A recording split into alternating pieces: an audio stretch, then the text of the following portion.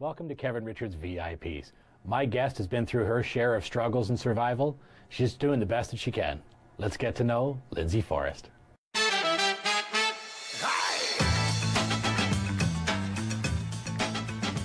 So I'm sitting in Tan and Tone with my amazing guest, Lindsay Forrest. We've got some really big things to talk about today, and I'm looking forward to talking to you, Lindsay. Welcome to the show. Thank you for having me. So, Lindsay, we got a lot to unpack here, but what I want to do first is just get to know you a little bit, what it was like growing up for you before we get into all the other stuff. What was it like for you growing up? Yeah. So I grew up in Collingwood, and I have a twin sister, and I was very fortunate. I went to a good high school, had a wonderful family life, a lot of friends. I was very active, involved in the community, and very involved in my high school, so prom and sports teams and everything like that. And what seemed on the outside was a very normal and happy adolescent teenage years growing up. And then I transitioned into university and went to the University of Guelph, where I then moved back to Toronto after university and kind of began my career there. And now I'm back in Barrie working at Tan and Tone, and I absolutely love it. Interesting. What's it like growing up with a twin? I would love to do a whole show on twins and triplets, just because there's so much, it's just so amazing to know that there's somebody who just, they look like you, or they've got similar things. And what's that like for you? It's very different, and I'm very fortunate to have a twin sister. It's such a unique bond that you have with someone. We're only 2 minutes apart. We're fraternal, and we are Who's like older? any. I'm older, of course, the more mature one and wise. Yeah, by 2 minutes. And so like any siblings, we get along really great, and sometimes we have our moments where we don't get along as well. But we love each other very much, and we support each other in a lot that we do, and it's just a very, like I said, it's a very special bond that we have. So I'm really lucky to have someone like her, kind of by my side throughout my life. So, nice. Yeah. So what did you take at university? I took criminal justice. Wow. Yeah, and so that was kind of my passion at the time. Just coming into high school, I wasn't really sure what I wanted to do. And there was a lot of pressure to go to university. Kind of at that time, it was, I wasn't quite sure, and that seemed interesting, especially with all the crime shows and at that time. So I transitioned into that fairly easy. So yeah, it's great. It is a fascinating field, and there's a lot of, look on Netflix and other channels, and even Rogers, there's always something going on with, involving crime. So it's fascinating. That's interesting. Yeah. So from there, you somehow wind up in this world of beauty and possibly wanting to compete. Where did you start to look at your health before we get into the competition aspect? Yeah. Where did you realize that you've had a passion for health? So I realized at a young age, I was always very competitive and very active. So I took my health very seriously, and I took my sports very seriously. And I always knew that I wanted to kind of, if you felt good, you would look good, and it would transition into other areas and aspects of your life. And so I was always, like I said, my competitive nature, it just really motivated me and kind of kept me out of trouble in high school and that. And that's how I met a lot of my friends, and it really gave me a sense of purpose throughout my high school years, and just, even in university, I did a lot of intramural sports, and it was just a really healthy way to meet people and kind of build those bonds and friendships over the year. Sure, and the fact that you were able to sort of embrace this, or at least be intrigued by it in high school, it's very different than some of the other generations before you, my generation, other generations, where high school, we didn't have social media. We didn't have that sort of stuff, and you had the occasional buff kid who why is he so buff, or the occasional girl who was in good shape and she was in track. But things are very different now, so you had a whole different social media aspect too. Did you find that there was an impact of social media on you as a teenager and growing through that?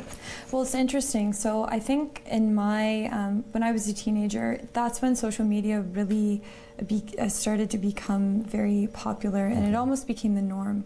So that's when I started to notice I was focusing more on the aesthetics of fitness and health and wellness versus the actual fitness part of it and the health benefits and why do I work out and why do I go to the gym. Yeah.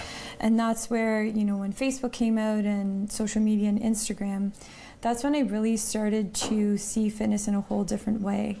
And I think that's when it actually started to turn a little bit negative for me. And I started to become obsessed with this ideal figure, this ideal body. Yeah. And I think a lot of young women my age were so impressionable.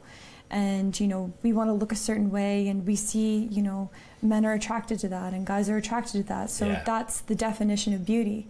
So then it became almost toxic in a way because I felt I had this obligation because I was always very fit and very healthy to maintain that. So that's when it started to become kind of an unhealthy, you know, aspect of my life when it's depicted as, you know, this healthy lifestyle. Yeah, and it's unfortunate that people are looking at it on a physical basis. Yeah. And not the, wow, she has a great personality, and wow, she's very intellectual, and wow, we have things, you know, mentally, emotionally in common. Yeah. And they look at a look or an image, you know, and you take a look at Marilyn Monroe, you know, size 14, people were in love with her. Yeah. But nowadays it's about being not even a size. You know, it's a 2, it's a 4 or less. Yeah. You know? So did you find that there was maybe a bullying aspect of it, or there was anything like that that ever made you push into that world as well? Oh, absolutely. Yeah. I mean... And where did those bullies come from? So in high school and even in elementary school, I was bullied my whole life. And it was always because, you know, anytime you strive or anytime you know, look a certain way or you act a certain way or you're in, you know, the unquote popular crowd, there's always that risk of being bullied. And for me, I never aligned with the way that I presented myself. And I always felt that I wasn't being genuinely who I wanted to be. I always would hang out with people who, you know, looks were very important and, you know, your social status and everything like that. And I cared to that to an extent because it was better to be in with them and bullied rather than be out of the crowd and be bullied on the outside. So that's why, you know, I never really aligned with who I was in high school, and that really affected me emotionally and mentally because, you know, girls can be mean, women can be mean. We all, you know, we all can, and we're all, you know, we can be judgmental and we can be cruel, and there's a lot of competition and pressure as a woman to be and look a certain way. Yeah. And I think that that's where, you know, anytime I would try and be myself, be that kind person, people might see it as fake because they don't know me, they don't know, you know, I am coming from a place of sincerity and I do care about what you're saying. Yeah. But because there's that perception of, oh, this person's, you know, standoffish or whatever, you know, it's like they don't get to know the real me. Yeah. So, and that really sucks, to be honest. It really just sucks. Yeah. Because there's a painful place. There is. And that pain is sometimes from within the bully. Absolutely. You know, because those insults and those accusations or the meanness that can come out, it doesn't say anything about you. It says something about the bully. Absolutely. Right? And so what I've also noticed is it's not just women who go through this. There are men who go through this too. There's fat 100%. shaming, and there's the tall skinny kid or the other kid with the big nose or the freckles or the acne and all these different things. There's always things that people seem that they had to pick apart. Yeah. Right? And so it also seems to be getting younger. Have you noticed that now it's, when we were kids, I don't remember, I keep going back to how back, you know, walking uphill both ways, you know, 5 miles. There's this whole thing though where people are putting little kids on diets. Yeah. People are watching what their little kids are eating. I know little kids who've never had a Happy Meal. Little kids who've never really had French fries. They've never tried ketchup. They've never just had little fun things. Yeah. Because they're made to be a certain way. Exactly. And sometimes it's the parents, which is scary. Yeah. Or it's friends at school, or it's just whatever. Have you noticed that that whole image thing is getting younger and younger? I can't tell you how frightening it is to see just how young it starts, as young as 5. I mean, I see young girls, I can't even tell someone's age anymore because of the way that they look, and just, you know, the things that they're getting involved in, their dietary needs. And, you know, I've worked in the service industry pretty much all my life as well. Yeah. And I see parents, you know, ordering their children as young as 5. They need a gluten-free bun and they need non-GMO this. And I understand that we're trying to promote a healthy lifestyle, and I completely support that.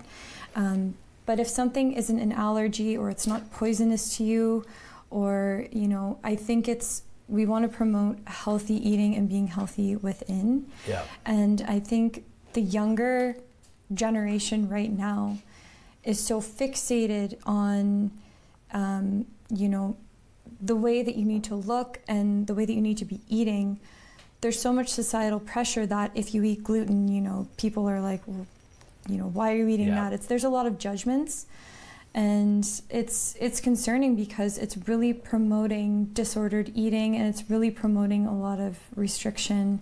And yeah, I mean, I had an incident where I had a 5-year-old who, it was his 6th birthday coming up, and we were talking about, you know, what are you doing for your party? And he says, well, I'm not having a birthday cake. And I said, what do you mean you're not having a birthday cake? It's your birthday. And he said, no, I want a watermelon cake. There's too many calories in the birthday cake. Wow.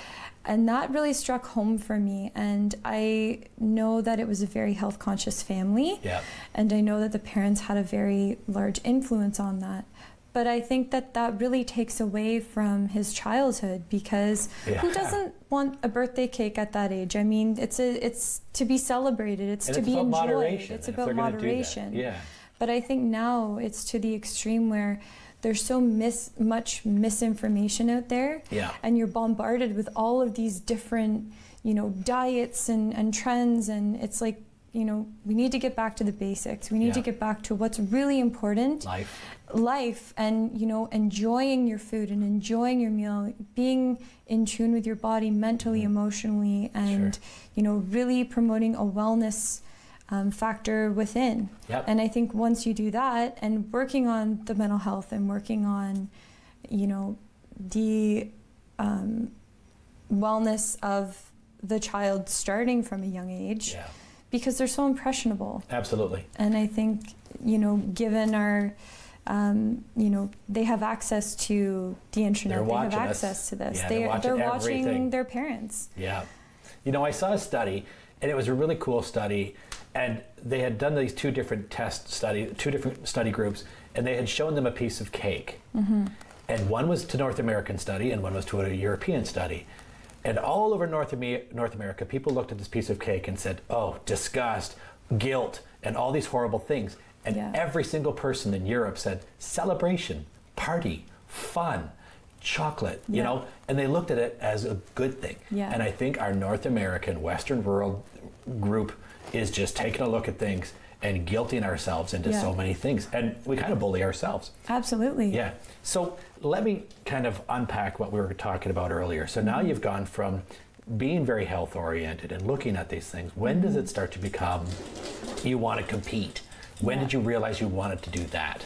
So for me, when I knew I wanted to compete, again, it was because of my competitive nature and my love for fitness. And I love the idea of having that regimented schedule, and I love that idea of challenging myself personally, because I had always been a very team-oriented person.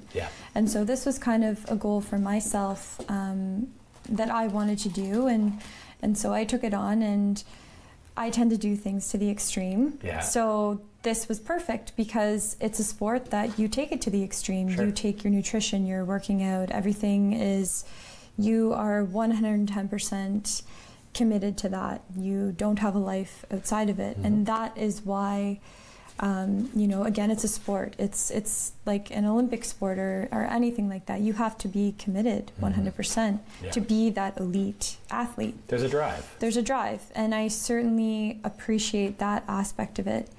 But it's like anything, there can be negatives to it. And if you're not mentally and emotionally stable to handle that type of pressure. Yeah. You are walking on a stage where you are being critiqued by your body. Yeah. And that is probably the most terrifying thing you can think of doing as a woman. I mean, we critique ourselves daily, you know, on the littlest things, and you're walking on a stage, you're in a bikini, and you're being critiqued on your body.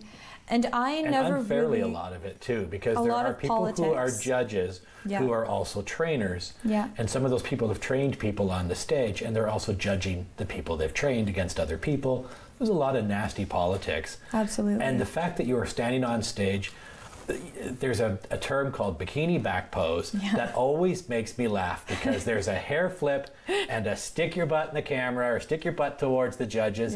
And if anybody's never been to these shows, they need to Google this if you get a chance, or watch this, because the shows are a little intense. They are. And I've been to these shows, and it's what's crazy is I'm walking through these shows, I'm fully dressed.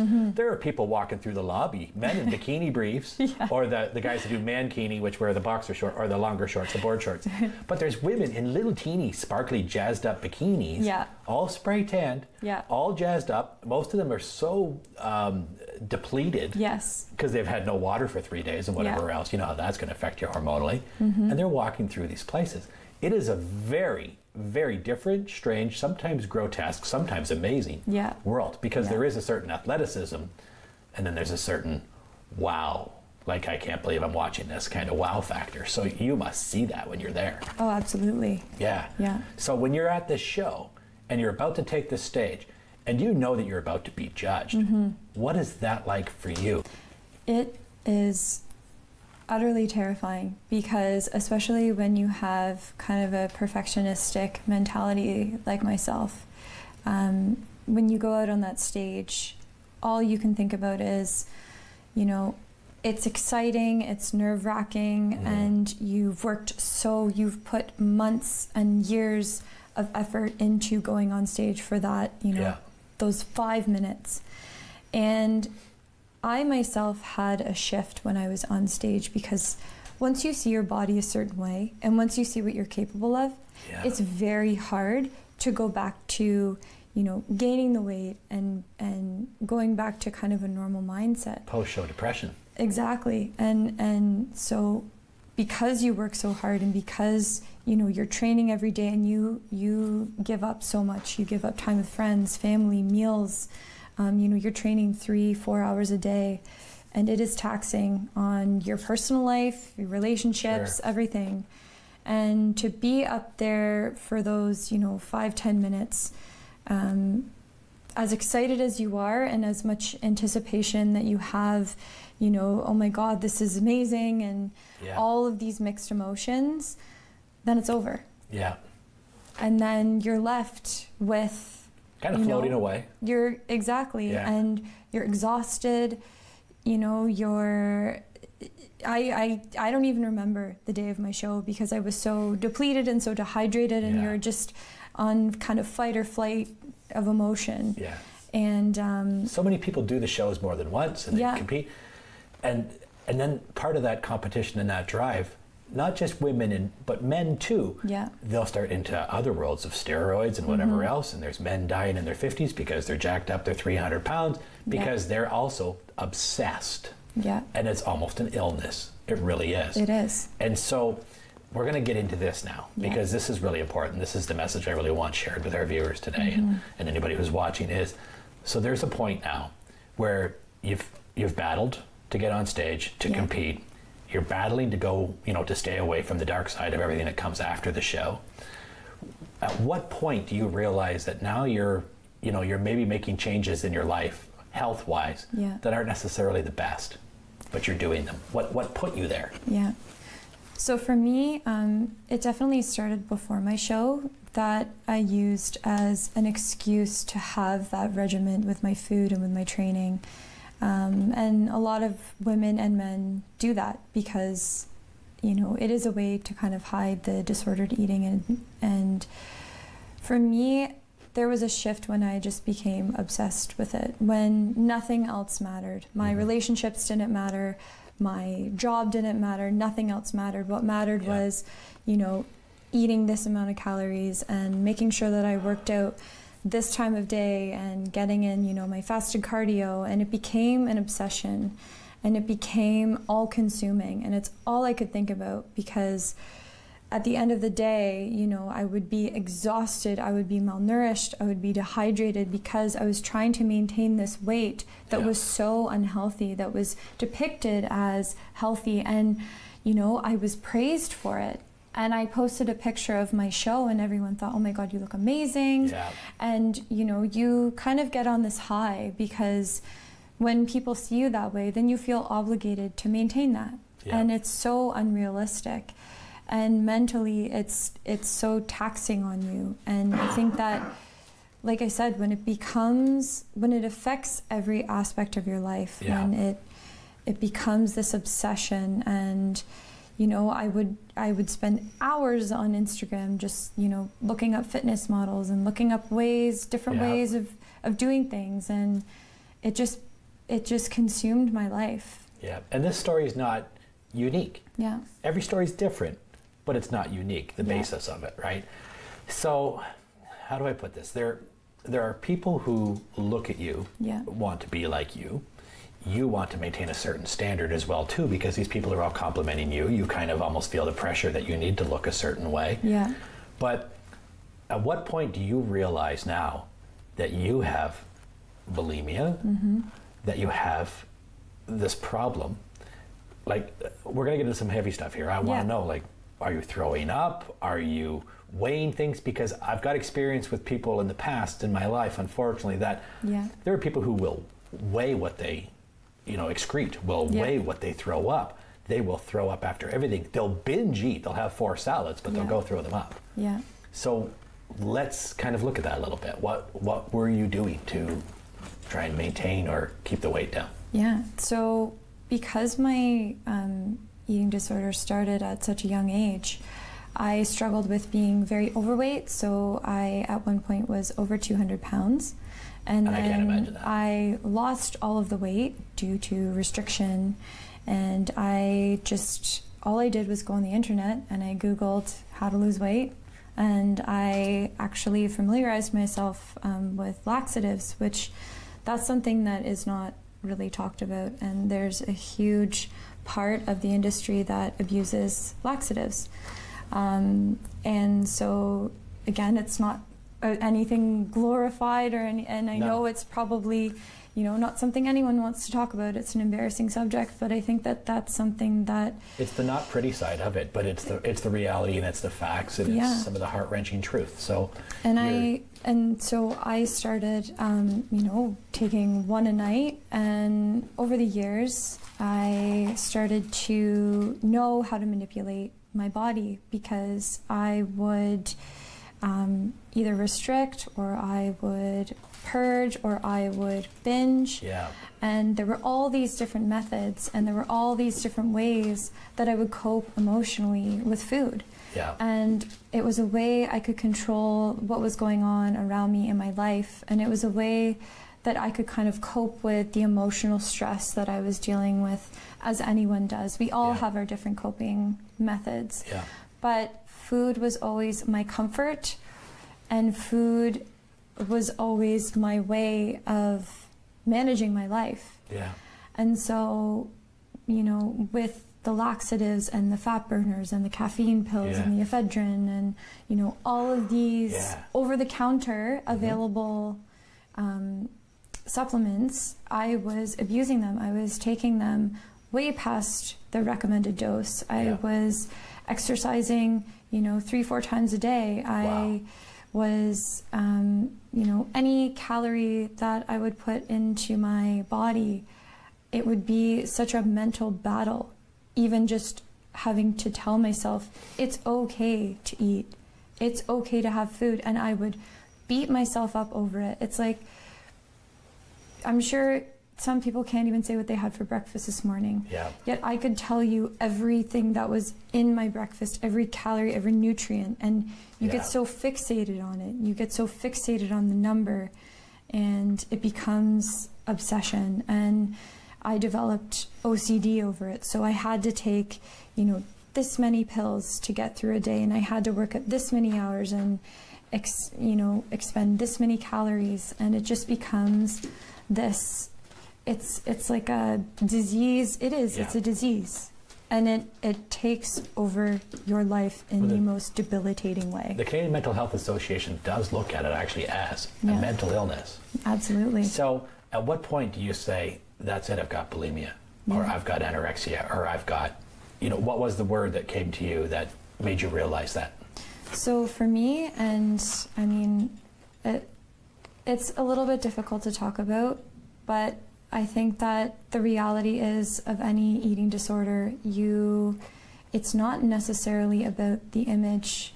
A lot of it has to do with the control, and you're more vulnerable when you're overweight, and a lot of women and men who have eating disorders have had trauma in the past. I myself have had trauma in the past, and food has always been my coping, as I mentioned before. Yeah. My diagnosis was when I had 3 months post-show, after my competition. Yeah. I had gotten to a place where I knew I couldn't live the way I was living because I was slowly killing myself because of all the supplements I was using and just the way I was functioning. I would not even call it living. I was just barely functioning at a minimal level. And I couldn't find a way to bring myself out of that hole, because putting on weight was terrifying to me, because it meant I would be vulnerable, it meant I would be normal, it meant I wouldn't have the control that I did. And changing any sort of regimen in my day was terrifying to me. Sure. But I knew that what I was doing was killing me. So I actually got into such a deep depression, which is associated with eating disorders, depression, anxiety, and debilitating anxiety, because you become so introverted and stuck in your own world that that's all you see, and it's all consuming. Well, it affects your kidneys, your liver, your organ, heart, your mind, and your soul. Yeah. It's everything. Yeah. It's all enveloping. So what I want to ask you is, so you're in this place, all right? And the odd thing is that people always think it's women, right? Yeah. There are men who weigh, they weigh themselves before bed, and they weigh themselves in the morning, and there are men who have the same weight issues, and there are men who will do very similar things. Yeah. Again, it is unfortunately, men can be a little rough on women and their image. Yeah. What did you do? Where did you get your help, and what did you do to turn it around? And were there some things that you realized that, were sort of, just a idea or misrepresentation of what was going through you? Well, I knew I needed help when I was finally hospitalized, and I ended up in the hospital, and I'm very fortunate to be here today because of my family and my family support. And I ended up going into a treatment center in Guelph at Homewood Health Center, which has an eating disorder program with only 21 available beds. And I was on a wait list for a month and a half until I was accepted, and it's a private care facility, so it's very costly. And at the time, it was what saved my life, because the thought of eating, if I can describe it to you, it was like if you're terrified of heights, the thought of someone putting a plate of food in front of me and saying, eat it, it's like if you're afraid of heights, they're asking you to go do the skywalk on the CN Tower every day. It was, and I felt so alienated, and I felt crazy, because I thought, why can't I just eat this food? And there was just so much emotion and turmoil surrounding eating food, and so when I went into treatment, I was there for 4 months, and they were wonderful. And now you're with us. And now you're with us back on the mend. Yeah. Unfortunately, it's only a 30-minute show. Yeah. There's so much more I want to ask you, but unfortunately, we have to wrap things up. Okay. But I want to tell you that I'm inspired, and I think that what you've battled through is amazing. And thank you for doing today's show. Thank you so much for having me. Lindsay. Thank you. Thanks.